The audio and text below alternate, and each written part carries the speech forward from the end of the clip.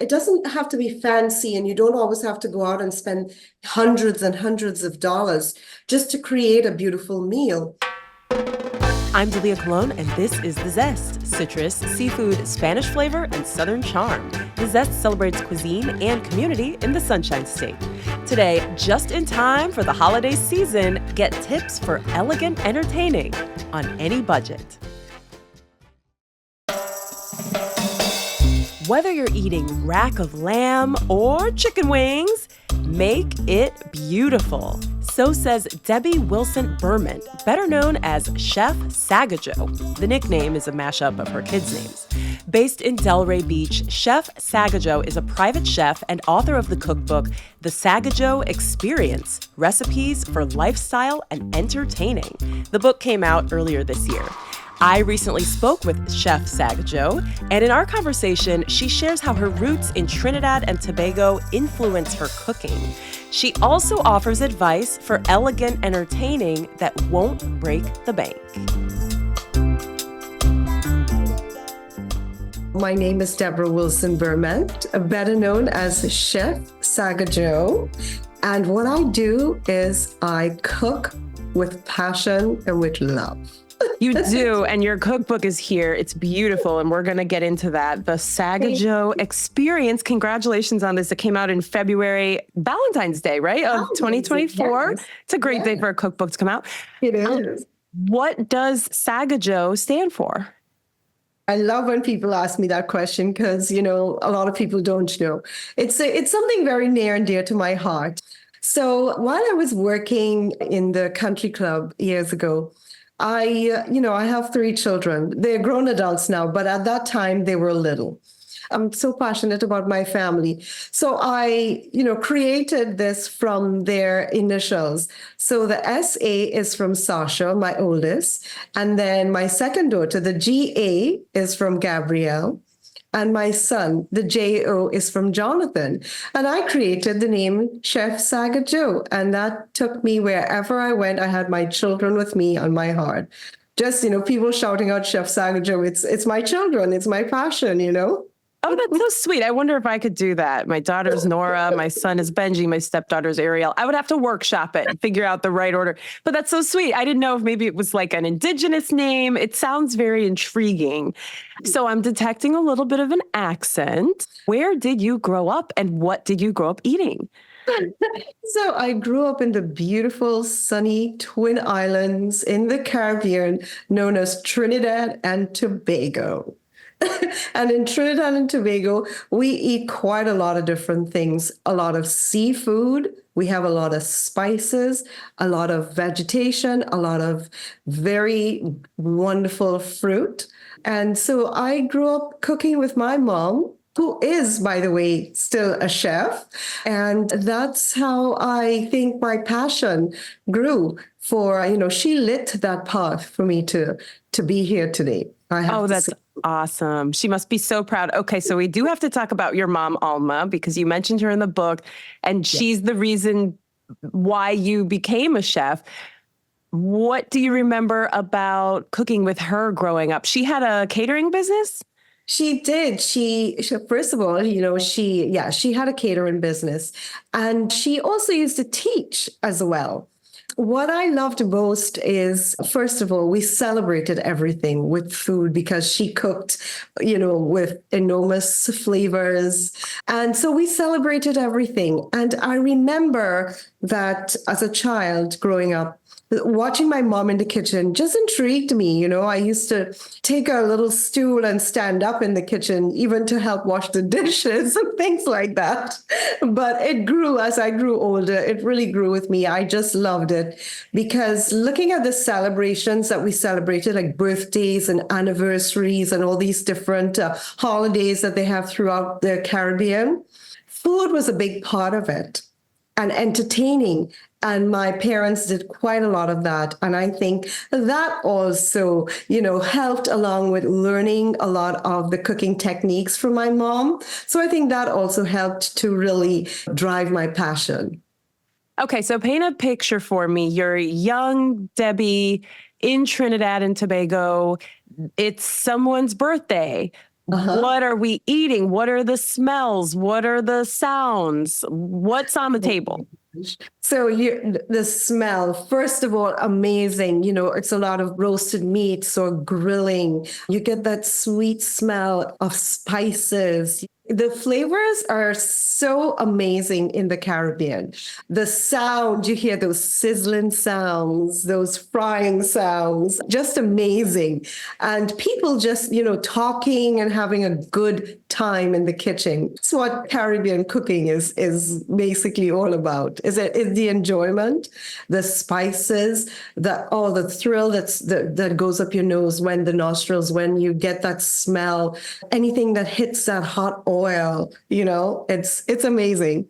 It sounds like a good time. And I'm like hearing Caribbean music already in my mind. Like I'm there. I've traveled with you. I've teleported to Trinidad and Tobago.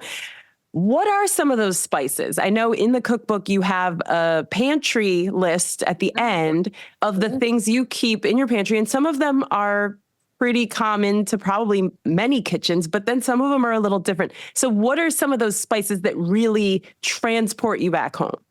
So there's always cumin. Cumin is one of those spices that has a really sweet, pungent smell. It's used in a lot of curries and a lot of stews and a lot of different things.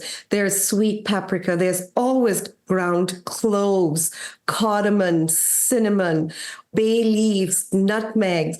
I mean, when I think about all these spices, it just takes me right back to Trinidad and Tobago. I grew up with those spices. Sure. And it's how you put it all together. So what would they have been making? What were some of those dishes that would be there for a party or a holiday? So, definitely when you're doing some sort of a meat, you want to put those seasonings to just marinate into those meats, throwing those spices on potatoes and rice and creating all these beautiful, delicious cuisine. What were some of those meats? My mind goes to curry goat. Is that something that was a staple? Curry goat is definitely one of the favorites. Curry duck as well. There are lots of stews. There are lots of different, when we say curry in Trinidad, it's very much different from the curries in India. The spices might be the same, but the way in which the technique and the way in which they cook it can be different. Our curries are more bright and yellow. And sometimes in India, the curries are a little bit redder, darker in color. Yeah. And then what about the differences between Trinidadian food and some of the other islands like Jamaica, Bahamas? Because I think a lot of us lump it all together. Yeah.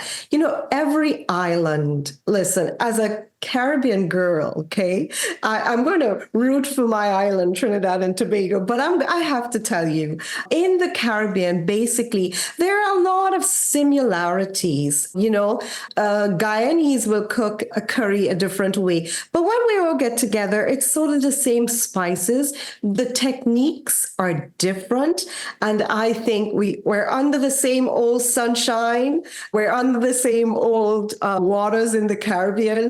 The spices vary, the techniques vary, but they're all delicious. They're all amazing. I mean, I don't know why anyone would want to leave. It sounds amazing, but you did leave. So tell us some of the other places you've lived and cooked and trained, and how did your cooking evolve as you moved to different areas? Yeah. I migrated to Canada first. Whoa. And Gordon and myself, which is at the time I was dating my husband in Trinidad and Tobago. So he is Trinidadian as well. And we migrated. We got married in Canada and started a life in Canada. That was getting more into working, into studying. So not too much of the cooking went on there. But then we moved to Long Island in New York. And that is where I took my passion a little bit more, because the kids were a little bit older and I wanted to get certified. I could cook, but nobody is going to take on a cook who is not certified in the United States, right? So I went to culinary school, and that was intriguing as well, because the children were little And my husband had a very, very busy job. So, balancing work life with my husband and the kids and everything, but I made it work. Wow. Super mom. Yeah, we all make it work. Now, what kind of meals were you cooking for your family at that time when you were in culinary school with the 3 kids, right? And then the husband who's working a lot. Yes.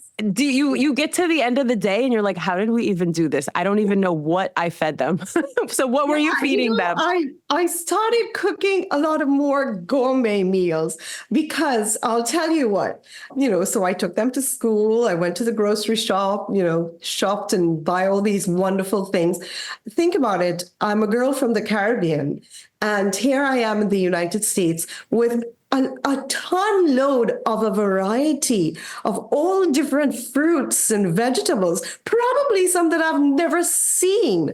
But thank God living in Canada helped me with some of those because, they are almost the same sort of vegetables. I didn't think about that. Where in Canada were you?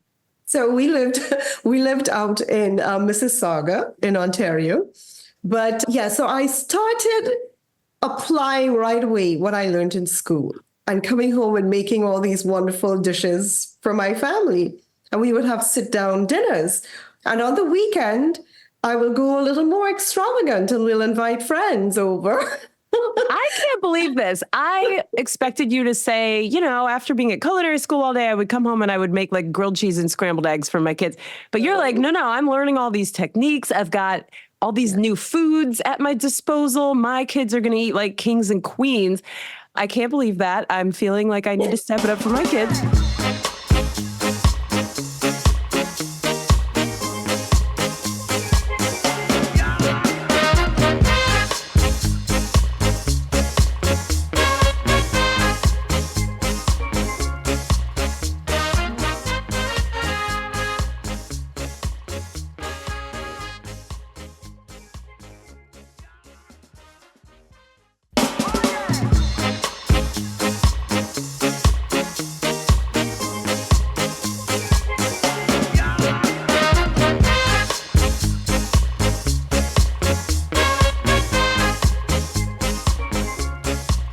Some of the ingredients that you hadn't really had access to until you came to Canada and the US?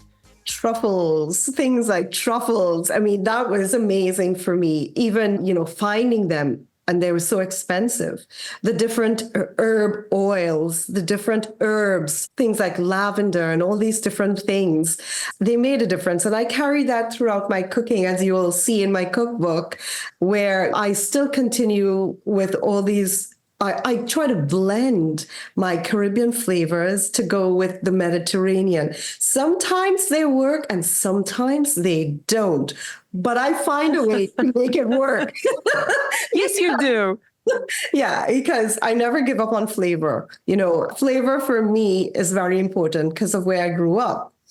So I really try to balance them because that's very important, not just mixing, but balancing the flavors. Not too harsh on the palate, and I loved doing that. And today, that is what I do. In my cookbook, you can find a variety of cuisines in my book that you can entertain with, that you can cook for holidays, simple things, as well as there are some things that are I wouldn't say hard, but just a little bit more ingredients to add. A little more time in the kitchen, maybe, but all in all, enjoy it. Just enjoy cooking. Find the pleasure in it. Well, you definitely do. And it shows. I love that you said, I never give up on flavor. I feel like somebody should turn that into a t-shirt. The book is beautiful. It's got pictures of your family. And then the table of contents, the chapters are so fun. Brunch with my daughters, lunch with my girlfriends, tapas with friends, dinner with my family, gatherings for special occasions, sweets for my sweet. You've got like you and your husband in your PJs for the breakfast in bed. So what are some of the recipes in here that are inspired by that time in your life when you were learning these techniques and then applying them at home? I would say a little bit of all, because I really, really try to bring forth, food is such a beautiful thing. So the first thing people do is they look, they see. So something presented in front of you have to look beautiful. And you do see it with all the colorful peppers, all the different tones in whatever I use, whether I use colorful carrots, whatever it is I use. So that was very important to me, the eye, the presentation, and then diving in with all the different spices to create the flavor profile in the book. I just loved everything. Some of the recipes that are there in the book are my family's favorite. The front cover has me with this beautiful platter of roasted rack of lamb. Wow, it's a showstopper, and it's got the rosemary on there. Lavender in there. Oh, it's got the lavender. Okay, that you would not have done. You love that lavender. Okay, I see it here. Herb roasted rack of lamb with lavender. You've got a blueberry lavender pie, roasted duck with crispy roasted potatoes, basmati rice pilaf, red wine with poached pears, summer mango lime pudding. Okay, now that sounds very Florida. I know there are some, when I think of like mango and lime, obviously those are pretty prevalent here in Florida too. Yeah. And I think for people up north or from out of the country, it all kind of sounds the same. Like, oh, we're in Florida, we're in the Caribbean. It's, it's just tropical and it's hot. But what are some of those nuances between the way we traditionally eat in Florida and then what you grew up eating? Living in Florida, yes. Some people would say, yes, you can get that island feel. Yeah, you can with the sun and stuff. But there are differences. It's not as islandy as the actual Caribbean islands. But it is, you do feel that because there are quite a flooding of people from all over, different ethnicities within Florida. And where I grew up, which is Trinidad and Tobago, that was something that I was very used to because we're so multicultural, right? And so I felt comfortable here. It almost feels like if I'm home, right? But there's a lot more of a North American lifestyle here. So the foods and the flavors that people bring from all over is quite unique here in the sense of in Trinidad, yes, we do have that, but we have more of the Caribbean feel, What is the North American lifestyle? Because I am North American, so it's like a fish in water. What is it? Yeah. It's totally different. The food in which you are accustomed to in the South. Take, for instance, New Orleans. I don't know if I'm saying this right. New Orleans. We can debate it all night. You guys know where she means. The Big Easy. The food, the flavors are amazing down south. I love it because you get that, not just the flavors, but you get that love, that deep down love in just the way they cook. That reminds me kind of like of home, but each region has their own little lifestyle and their own food. So, and then when it comes together, to me, that is, the North American lifestyle, all these different flavors just coming in together, So I love living in Florida. I visit Trinidad and Tobago quite often, so I get to cook with my mom when I go back home. And this is just my passion thing. I love cooking. I love entertaining. I love creating dining experiences where, the soft music in the background, the beautiful settings of the table, and making your guests feel special. That's a big part of entertaining for me. Oh, I love that. And I did want to ask you about some tips because we've all been to parties and gatherings where the host did everything themselves. And then some of us have been fortunate to go to events that were catered. And there's a difference, all those little touches. So can you give us a couple more tips? You've already given us, we eat with our eyes first, and we've heard different versions of that here on the podcast. And I always think of it. So that's one. And then you mentioned the soft music. If we don't have the budget to hire someone like you, what are some other little things we can do to make a meal special? There it is. I wrote the book, The Sagajo Experience, Recipes for Lifestyle and Entertaining. Go on and pick up that book. And there are so many different tips inside of there. It doesn't always have to be fancy. It can be casual. You don't always have to go out and spend hundreds and hundreds of dollars just to create a beautiful meal. Go to your florist or go to your nearest grocery store, pick up some flowers, pick up some candles, just set the mood and set the tone of your entire room so that when your guests walk in, they'll see it right away and they'll feel that mood. Right away, it changes a mood. It changes a person. It changes the way they feel. Soft music playing, whether it's soft or whether you have your Caribbean music playing or whatever type of music you have going on.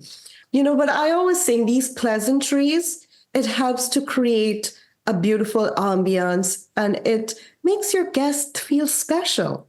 Why not? I love that. I feel so taken care of when I go to someone's house. Actually, I'm going to give a shout out to our friends Fallon and Darlene because they had us over last weekend and they had snacks and they put them in a basket. And just something about the basket made it feel extra special. And they had gotten special drinks for us. And, it's not like you're dining at some fancy restaurant. It felt very comfortable and like down home, but I could tell that they put a little bit more effort into it. And it just made me feel so taken care of. Like it made my whole week. You see, you felt special. That's because your friend took it upon themselves to make you feel special by creating this wonderful basket. And you felt special that you can just, oh my gosh, I can go in here and have this because it looks so gorgeous. Yeah. But you don't always have to go overboard with too many things. But just think about a Friday night. You want to get some girls out. You want to have some beers. You want to have some wine. Go a little bit easy on the food. Maybe you just want to do tapas. Maybe you just want to do chicken wings, something casual, but always make it beautiful. When you make it, it's appealing. People want to eat it. Don't just leave it in a box. Yeah, please don't do that. If you go to box, out of the box. Get the chicken wings, go to Publix or wherever you get your chicken wings, put them on a nice plate. And then the soft lighting, the candles, I think just turn everything. It could be peanut butter or jelly, but if there's a candle, I'm like, oh, what's happening over here? I feel amazing. That's a great tip. And you've got so many more like it in the book. Is there anything else you would like to add? Oh, listen. Cooking is a passion. It takes time as well. But I think enjoying the moment in the kitchen is pleasurable. Put on some music while you're cooking. If no one's in the house, dance while you're cooking. If someone's in the house, dance. Just have some fun with it, And I'll always say, if you have kids, try to get them intrigued, a little bit interested in the kitchen, because it helps when you have a family. They always say a family that stays together, prays together, or the vice versa. Well, the family that cooks together, I always think that the moments that they entertain or create, is just a wonderful family moment. So, just enjoy it and don't get too fussy. Simplify it. If you can't do it, then do something else. Don't force yourself, but enjoy the moment. Enjoy it. Food is a pleasurable, amazing, wonderful, flavorful thing to have, and we need it. It's a necessity in our lives. Yeah, very well said. Well, Chef Debbie Sagajo, it's been so much fun to talk to you. And everybody can get the book, The Sagajo Experience, Recipes for Lifestyle and Entertaining. Thank you so much. I appreciate your time. Thank you for having me. Thank you so much. That was Debbie Wilson-Berment, better known as Chef Sagajo. She shared her recipes for herb-roasted rack of lamb with lavender. Can you imagine? And blueberry lavender pie. Stop. You can find those recipes on our website, thezestpodcast.com. I'm Dalia Colon. I produce The Zest with Andrew Lucas and Alexandria Ebron. The Zest is a production of WUSF. Copyright 2024, part of the NPR network.